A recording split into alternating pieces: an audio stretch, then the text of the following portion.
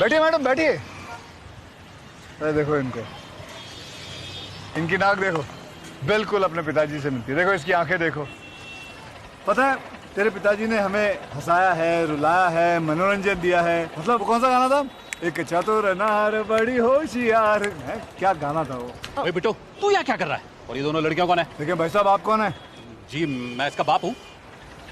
आप इसके बाप हैं? महमूद का बेटा नहीं है तू? अरे हास्य कलाकार महमूद, ये तेरे बाप का रोड नहीं है?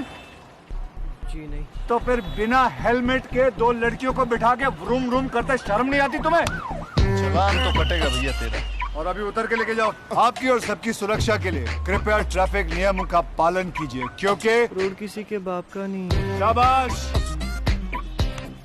सड़क सुरक्षा जीवन रक्षा।